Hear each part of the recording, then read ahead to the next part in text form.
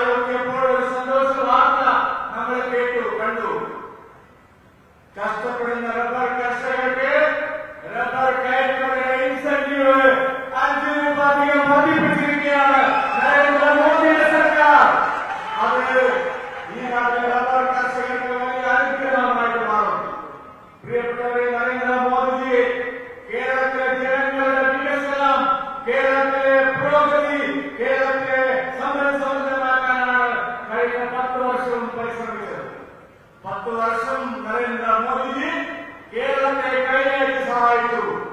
ഈ ലോക്സഭാ തെരഞ്ഞെടുപ്പിൽ നരേന്ദ്രമോദിജിയുടെ കരങ്ങൾക്ക് ശക്തി പകരാൻ കേരളത്തിൽ നിന്നുള്ള എംപിമാരെ തെരഞ്ഞെടുത്തയക്കാനാണ് മലയാളികൾ തീരുമാനിച്ചിരിക്കുന്നത്.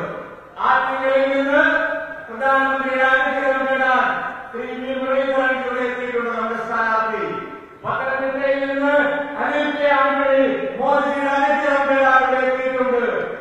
കോട്ടയത്ത് മത്സരിക്കുന്ന ബിഡിജെഎസിന്റെ സ്ഥാനാർത്ഥി ശ്രീ തുഷാർ വെള്ളാപ്പള്ളി അവർ ഇവിടെ എത്തിയിട്ടുണ്ട്. ആലപ്പുഴയിൽ മത്സരിക്കുന്ന നമ്മുടെ പ്രിയങ്കരിയായ ശോഭാ സുരേന്ദ്രൻ ഇവിടെ എത്തിയിട്ടുണ്ട്. അതുപോലെ മാവേലിക്കരയിൽ മത്സരിക്കുന്ന വൈദ്യുതി കലാശാല ഇവിടെ എത്തിയിട്ടുണ്ട്. അവർക്ക് എല്ലാവർക്കും വേണ്ടി ഞാൻ ആദരണീയനായ പ്രധാനമന്ത്രി ശ്രീ നരേന്ദ്രമോദിജിയെ ഒരിക്കൽ കൂടി സ്വാഗതം ചെയ്യുകയാണ്.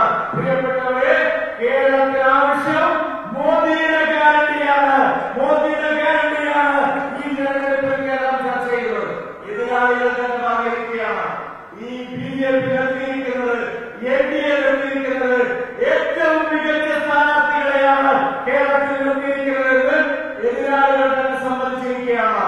ഇത് മോദിജിയുടെ തെരഞ്ഞെടുപ്പാണ്, മോദിജിയുടെ ഗ്യാരണ്ടിയാണ് ഇവിടെ ചർച്ച ചെയ്യാൻ പോകുന്നത്. ഞാൻ എന്റെ വാക്കുകൾ ദീർഘിപ്പിക്കുന്നില്ല, സമയം വൈകിയതുകൊണ്ട്.